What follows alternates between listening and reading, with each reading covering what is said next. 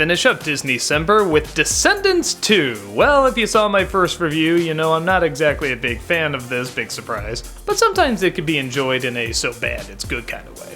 This one is bad in a very different way, a strange way, and that's saying a lot seeing how this is already a strange movie series. Is it better? Worse? It's kinda hard to say. On the surface, the plot seems exactly what you think it would be. The Descendants are still living among the do-gooders, but they're completely reformed, which is weird seeing how the opening song is bragging about how wicked they are and all the bad things they're doing, and then immediately after it's like that never happened. Yeah, we're so bad, we're so mean, we're outlaws. Well, time to act like the good students that we are. What the hell is the point of that musical number? In fact, our lead character Mal is kind of getting tired of being so good. Her new upper crust status and now being in a relationship with Prince Ben gets her thinking maybe the old wicked days were better than they thought. And speaking of which, Sea Witch that is, the daughter of Ursula named Uma is pissed off that her and her villain friends are still stuck on the evil island while all the other goody two-shoes get to live in harmony. So she has a plan to trick Mal into handing over the fairy godmother's magic wand to get him off forever. When the Descendants try to stop this, they kidnap Ben and hold him hostage unless they turn the wand over. It's a thrilling fight/dance/rap-off, resulting in a colorful climax where the Descendants save the day. Well, there it is, nothing special, but wait a minute, there's still a half hour left. But that's a perfect place to stop, why are you still going? You defeated the villain, saved the guy, went back home, what else is there to do?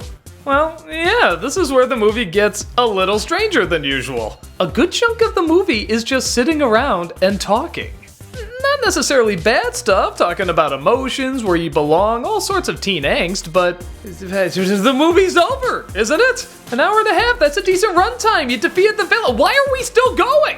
This build-up eventually results in another climax, one not nearly as good as the first one and kinda disjointed. Even the message is kind of all over the place. It's about not judging a book by its cover, but then this one person seems evil, but then they're not, then they are evil again, and there's some really bad effects, and even then they don't really utilize that because they just kind of talk it out again, even though it's promising something big, and even that's kind of a half-ass resolution, but who cares? We have a dance scene at the end, that's all that seems to matter.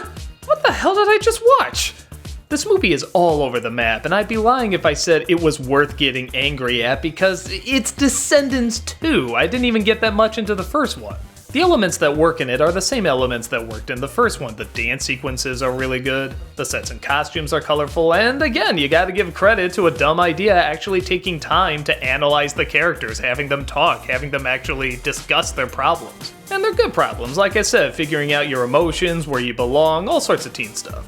But it's not especially riveting because these kids still have to be marketable, they still have to be pretty, they still have to be just blank enough for you to insert yourself into their role. You're the good-looking dancer, you're the one going through troubles, you're the one that has the boy or girl that has the hots for you. And because of this, the actors are not really allowed to explore what they can do with the characters. So yeah, on the one hand, there's not as many bad things as the first one, there's no villain sitting around in a room acting like an old folks home or anything like that. But at the same time, why even have it connected to the Disney villains? It seems like there's no point. The Disney villains are some of the great cinematic characters, and to not really make that much of a connection to them just has me asking why'd you do it to begin with?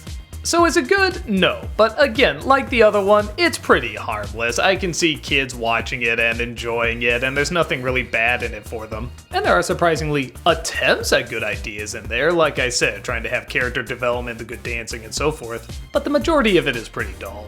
If you weren't a fan of the first one, this one's definitely not gonna sway you. It's not wave your fist anger-inducing, but it doesn't leave an impact either, which some would say could be worse. If you like the first one, you'll probably like this one fine. If not, then just leave bad enough alone. And that's about it for this year's Disneycember. My thoughts? Well, I guess like any Disneycember, there were some good ones and there were some bad ones. The good ones weren't amazing or mind-blowing, but they were very enjoyable. And the bad ones, yeah, they were bad. Nevertheless, it is neat to see a series of movies that a different generation grew up with. It's kind of interesting to see what people younger than me made popular, and if what they made popular still holds up. I'm happy to see that some of them do. It's nice to know that when a series of movies is trying to be manipulative, it can be manipulative in the right way. It can teach good lessons, it can open up the imagination, it can teach kids about character and story. It just also happens to be selling toys and clothes and soundtracks and so forth. I had a lot of fun this Disneycember, and I hope you did too. Hopefully I'll see you next year, and until then, keep that Disney imagination soaring.